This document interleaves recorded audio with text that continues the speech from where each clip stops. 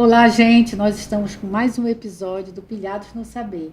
E hoje, com muita alegria, tratando de meninos, meninas inteligentes, brilhantes. Nós vamos falar sobre mentes brilhantes, enxergar, estimular e incluir estudantes com altas habilidades. E para isso, nós trouxemos duas pessoas especialistas que são da rede pública de ensino da Escola Estadual Maiara, que é a professora Adriana Bó, e uma pessoa que tem um nome bem grande, mas de uma simplicidade muito grande, que é a Geice Carine. Poxa, Geice, é um nome grande, até para as crianças aprenderem. A Geice Carine Pinheiro, que também trabalha com crianças com altas habilidades.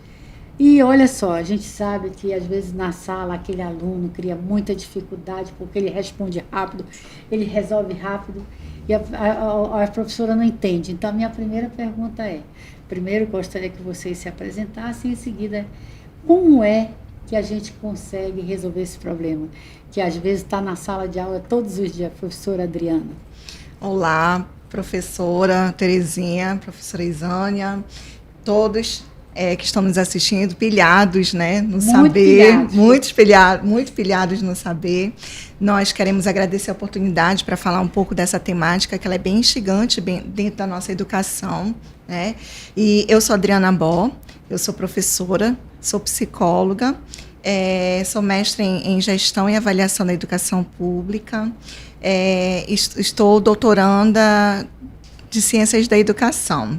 E atualmente, eu estou como diretora da Escola Estadual de Atendimento Específico Maiara Redman Abdel Aziz, e tem sido uma experiência muito especial na minha vida, como eu tenho crescido como pessoa, como profissional, inclusive como acadêmica, que voltei a estudar essa temática, né?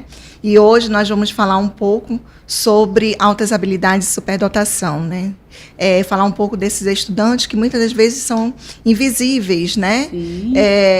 E nem sempre, professora, no dia a dia da escola, eles se demonstram, eles se manifestam como brilhantes. Às vezes, eles têm, sim, um cognitivo muito evoluído, assim, muito...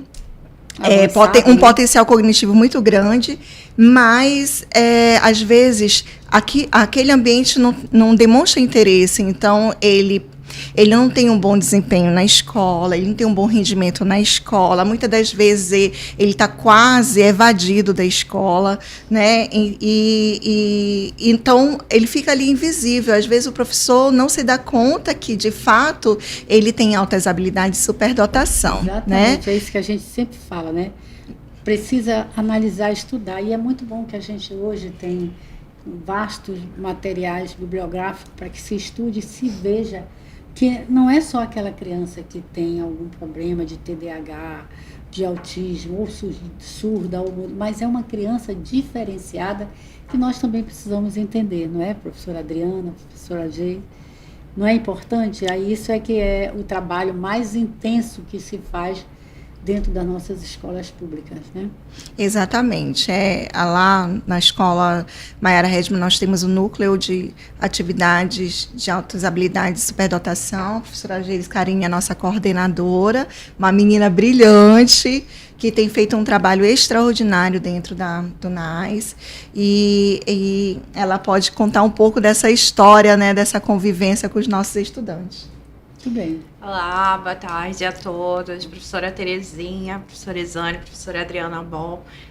Com muita satisfação participar hoje do Pilhados. Satisfação é nossa também. Não saber, poder falar um pouquinho das altas habilidades de superdotação, que é um campo que eu venho trabalhando desde a graduação, né? Eu sou egressa do curso de Pedagogia da UEA. E foi lá que eu conheci essa área que eu venho debruçando há tantos anos, na pesquisa que eu venho fazendo, né? Então, eu venho fazendo esse trabalho, né, de pesquisa E eu tive a grata satisfação de poder trabalhar na Secretaria de Educação dentro do Núcleo de Altas Habilidades e Superdotação, né? São 10 anos nesse trabalho, fazendo esse trabalho dentro da nossa secretaria. E nós temos um serviço todo especializado que identifica e também atende a esses estudantes que são da rede pública estadual, né? Então, nós temos todo esse cuidado nesse processo de identificação que nós realizamos lá, nesse atendimento, né? Então, junto com a professora Adriana Bó, a gente faz essa movimentação em poder buscar esses estudantes que muitas vezes são invisibilizados, né, que estão dentro das escolas. Então, vimos fazendo esse trabalho diferenciado dentro do campo da educação especial, né? Exatamente. Agora, Isane, você que tem uma experiência pedagógica, como é que a gente pode ver, qualquer uma das duas pode responder, como é que a professora pode se comportar quando descobre que tem um aluno com altas habilidades, que às vezes aquela série, aquele ano que ele está estudando, já não interessa mais a ele, porque ele está mais além. Exatamente, né? São mitos e mitos, não é? E aí a gente gostaria de saber, da Geisa ou da professora Adriana também, quais mitos ainda atrapalham essa compreensão sobre as crianças, os estudantes com altas habilidades e superdotação? E até que ponto isso pode atrapalhar nesse processo de descoberta, né? Porque, na verdade, às vezes a gente precisa usar uma lupa para enxergar realmente esse estudante.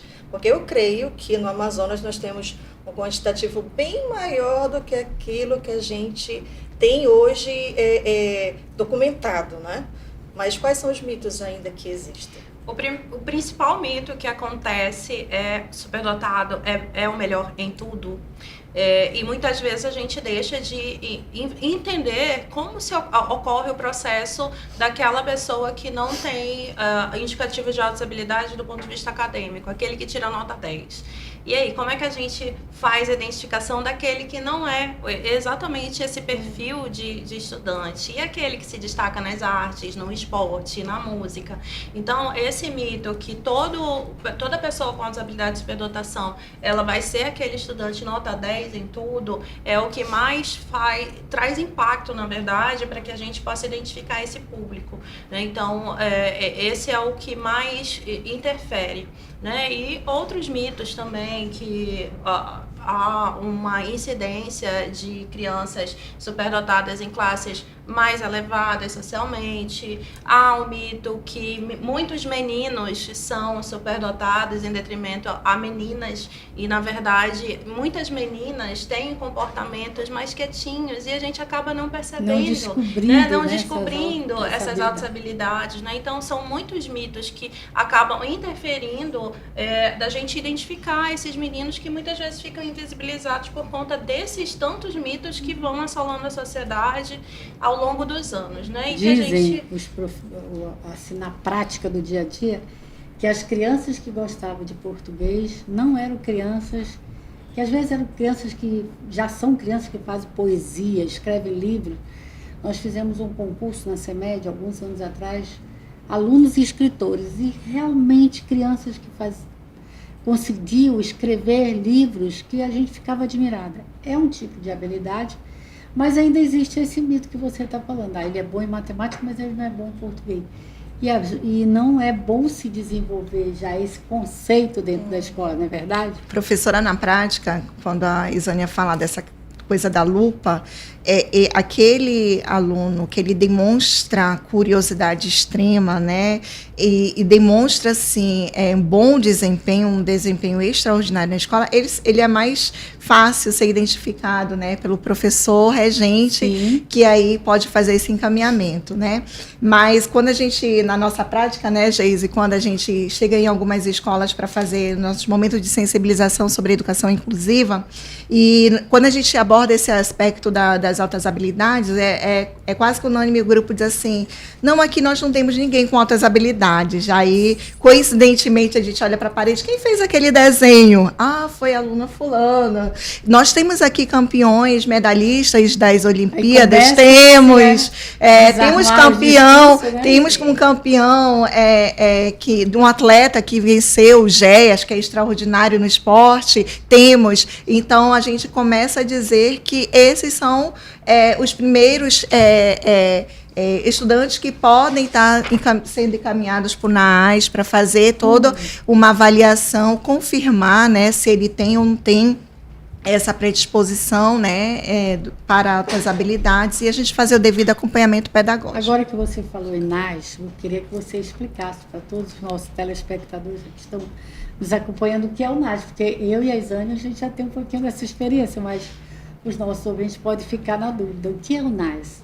Então, o NAAS, ele é a sigla que representa Núcleo de Atividades de Altas Habilidades e Superdotação. O NAAS é um serviço, né, da nossa Secretaria de Educação que foi aderido, né? Exatamente, do Estado do Amazonas, e que foi aderido lá atrás, em 2007. Então, são algumas décadas já, quase, de fazer esse trabalho aqui no nosso Estado. É uma política pública nacional que nós temos em maior parte dos estados brasileiros, né? Então, não é só aqui que acontece, e fazer parte desse núcleo é dar oportunidade para que todos os estudantes que estejam em fase, né, da educação básica possam ter acesso a esse serviço, né? E o mais legal de tudo, por ser uma política nacional, é que alguns casos de estudantes mudei de estado. A gente consegue ter esse intercâmbio com outro núcleo de altas habilidades em outro estado brasileiro, e esse estudante possa dar continuidade nesse atendimento que já foi iniciado aqui no estado do Amazonas, né? Então, esse núcleo faz esse trabalho de identificar pedagogicamente esses estudantes, e nós também temos oficinas de enriquecimento curricular para que esses estudantes possam desenvolver esses potenciais e talentos que eles já têm. Pode ser oferecido, então, no contraturno, outras atividades, é isso? Sim, é sempre feito no contraturno as atividades que são ofertadas pelo núcleo, né? Então, o estudante que estuda pela manhã, ele pode fazer a oficina de enriquecimento curricular à tarde, e o oposto também. Isso é uma informação importante, viu, Geise? Tanto a Adriana, porque a preocupação dos pais é não deixar com que aquele aluno se desinteresse pela escola, né? Sim, e se ele fica na repetição, com certeza ele fica desinteressado. Ele perde o engajamento, né, pedagógico. Hoje, nós já temos dentro das diretrizes pedagógicas da LDB algo que se proporcione a esses alunos, a diretriz específica para os alunos de alta habilidade? Vou começar pela LDB, aí a Geise pode falar um pouco das diretrizes, né? A LDB, ela já preconiza a pessoa com altas habilidades como público-alvo da educação especial. Então, ele já está garantido esse direito, né, de ser reconhecido como público-alvo, e ele tem direito também de ter o AEE, que é o atendimento educacional especializado. Por isso, que o seu contraturno é garantido a ele o direito de dar continuidade aos seus estudos, não na mesma forma como é trabalhado na escola, porque aí na escola ele vai trabalhar o currículo regular, né? E no contraturno, no AEE, lá no NAAS, o NAAS ele funciona como grande AEE para esse estudante, oferecido a ele a suplementação curricular. Então, é aquilo que podemos oferecer que vai para além do que é ofertado no currículo base da educação básica. Isso né? É importante, né? Isso. É muito importante, porque o aluno não fica estagnado, nem fica se sentindo fora do meu conhecimento, eu já sei mais e os meus coleguinhas não me acompanham, mais ou menos isso. Né? Isso. Exatamente, né? Então, são diretrizes que são nacionais, já previstas pela legislação nacional, né? Muito bem colocada, a professora Adriana nos coloca sobre fazer parte da educação especial o público com altas habilidades. Então, todas as garantias que estão previstas na nossa Lei de Diretrizes e Base Nacional para o público com deficiência também é garantida ao público com altas habilidades, né? Isso também vai ser reforçado lá na nossa Política Nacional de Educação Especial, na perspectiva inclusiva, reafirmando todas essas garantias, né? Que além do AEE também temos a garantia da aceleração curricular quando é necessária em alguns casos. Isso quer dizer que nem todo caso de altas habilidades pode ser feita a aceleração do currículo, né? Então, a gente tem um critério muito grande de saber quando fazer esse processo de aceleração que é previsto na legislação federal. Sim. E aproveitando, né, o que pode ser feito para que os protocolos de identificação precoce sejam mais frequentes, mais presentes e eficazes nas escolas? Bom, a identificação, a gente costuma falar que é papel da escola só suspeitar, né? A partir desse momento de suspeita, por exemplo, esses estudantes que são muitas vezes premiados, né?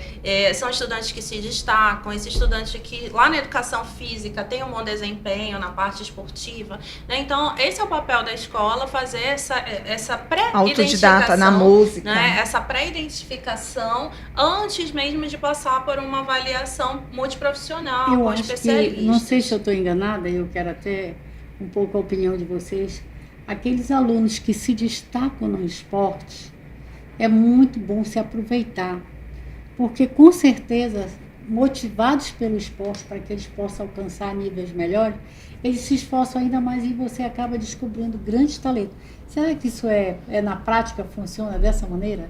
Olha, na prática a gente precisa ter esse olhar sensível, né? Como eu falei anteriormente, da gente saber quando essa criança, esse adolescente vai ter esse destaque diferenciado, né? A gente sempre fala que é o diferente. Tem alguma coisinha ali que esse estudante ele se destaca dos seus pares mesmo, né? Então, na prática do dia a dia a gente consegue fazer essa observação daqueles que vão se destacando um pouquinho mais, né? E aí é importante fazer essa sinalização, porque pelo menos dentro do âmbito da nossa Secretaria de Educação, a gente tem aonde fazer esse restante desse procedimento de avaliação com os profissionais especialistas, né? Então, é importante sim, na prática, a gente Olha ter só, esse olhar. Eu quero aproveitar esse momento, que são duas profissionais com bastante experiência, e até para colocar os nossos telespectadores, quem está nos acompanhando, não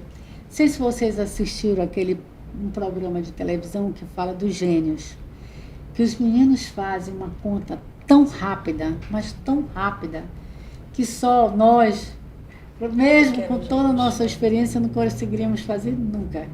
Aqueles são os nossos meninos que nós dizemos que são altas habilidades, os gênios. Como é que vocês classificam esses garotos? São crianças de 8, 10, 12 anos, que é fantástico, né? Por sinal, Sim. Eles conseguirem não só fazer contas imensas, mas soletrar palavras de trás para frente. Eu já tentei, Adriana, levo meia hora. Com maior facilidade, eles fazem isso em minutos, segundos. Então, é muito importante também a gente lembrar que cada uma criança, adolescente, tem um perfil diferente, né?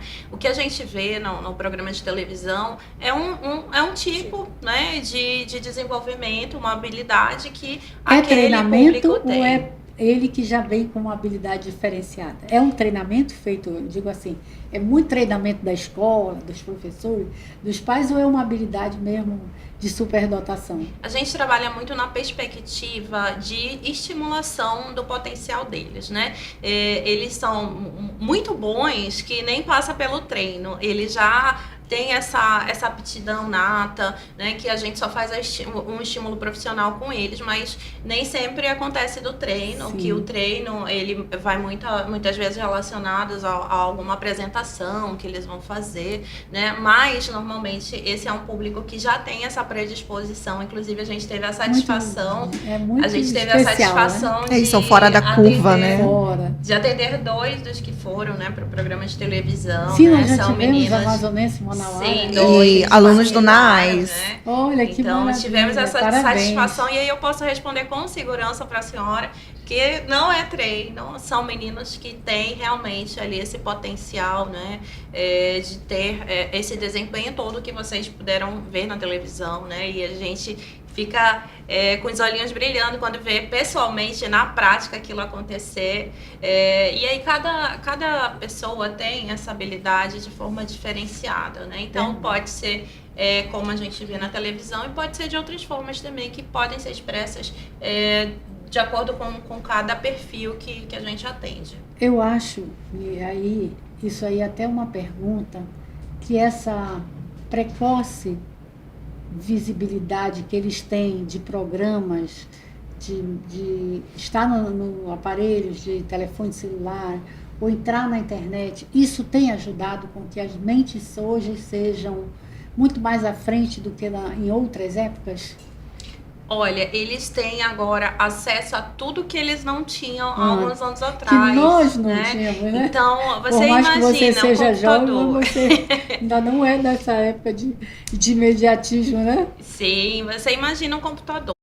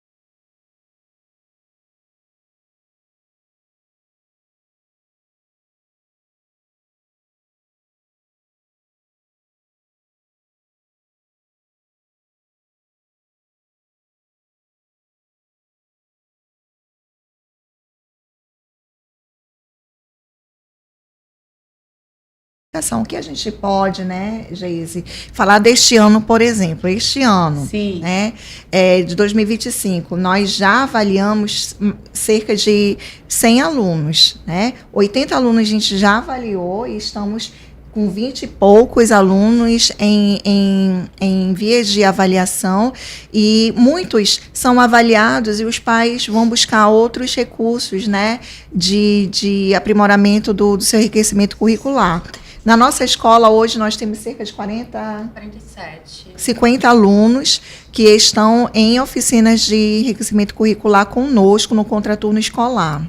Olha, eu fico muito feliz, porque 50 é mais do que uma sala de aula. E assim, são 50, é um número pequeno, mas é um número que é volátil, né? É uma média que a gente tem, porque são 50 entra e sai. Um entra e um sai, né? Então, é uma média que a gente tem no atendimento diário. Mas né? É uma média. Mas se a gente for somar ao longo do ano, sim, a gente tem um quantitativo que perpassa pelo atendimento muito maior que essa média que a gente tem no atendimento fixo, que é diferente, né, desse processo de avaliação dos que chegam pra gente, e que hoje é uma realidade muito diferente de 10 anos atrás, quando eu comecei a fazer esse trabalho na secretaria.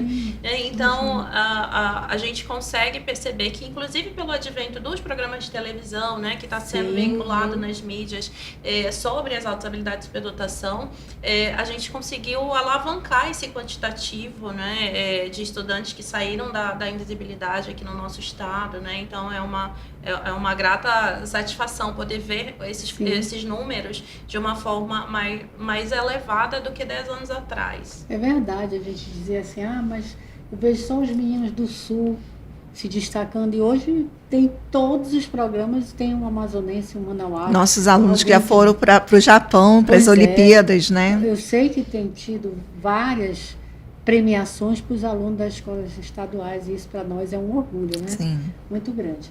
Estamos realmente terminando, né? Sim, é importante dar essa visibilidade, né? Eu acredito que, acima de tudo, essa visibilidade às crianças, aos estudantes com altas habilidades de superdotação é necessária na nossa sociedade, né? Para que, de repente, essa criança, às vezes, em casa, sofra algum tipo de bullying, né? Porque tudo é motivo para bullying hoje em dia, né? Para que realmente olhem com outros olhos, né? Que são mentes brilhantes, têm suas especificidades, mas que estão realmente também ali à espera de alguém que possa realmente contribuir para que ele se desenvolva cada vez mais, né? Eu gostaria de agradecer agradecer muito a todos vocês, a Geise Carinha, a professora Adriana Bó, a Escola Mayra Redman como um todo, que vem sendo um diferencial para a educação no estado do Amazonas. Eu gostaria só de deixar uma dica, um filme, eu acho que vocês já assistiram, o Jeremias.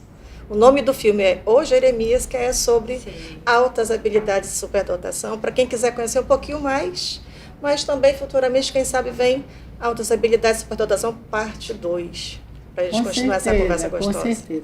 A gente não pode dizer que despertar o interesse ou a alta habilidade é apenas querer descobrir, mas sim oportunizar a estes alunos, e principalmente aqueles com menos poder executivo, financeiro, ou até que a família não tenha a condição, conhecimento, mas que a gente possa também dar essa oportunidade para que ele vá muito mais além do que a própria família espera, porque é isso que faz a diferença dessa inclusão que vocês têm trabalhado. Então, nós queremos agradecer muito o trabalho de vocês, nós sabemos que não é fácil.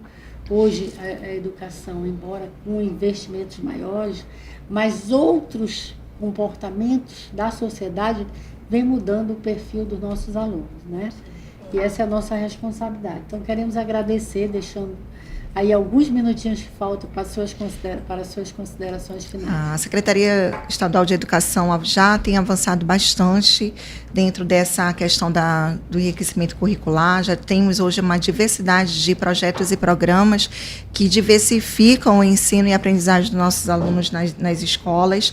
Hoje nós temos o Caminho das Ciências, que é um laboratório móvel, temos o Espaço Maker, temos o ensino de robótica. Hoje nós temos muitos recursos que a gente pode estar dinamizando e enriquecendo o currículo desse aluno nas nossas escolas.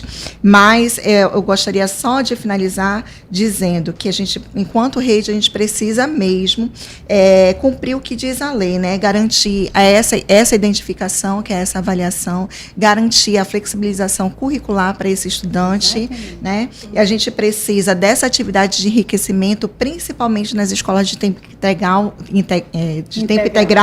que a gente tem o tempo disponível para a gente diversificar esse currículo, né? E propor para os nossos estudantes ambientes de aprendizagem que favoreçam a criatividade, a autonomia e o protagonismo da aprendizagem dele. E tudo isso vai evitar que ele tenha esse sofrimento pedagógico, né? Que ele se sinta menos acolhido ou pouco engajado dentro da escola. Muito bem. Olha, a gente não tem mais nem tempo, mas eu quero agradecer muito a presença de vocês e o enriquecimento que foi essa tarde com os temas que nós trouxemos. Então, muito obrigado. E a gente sempre termina assim. Quem sabe mais, pilha! Tchau, tchau, gente. Obrigada.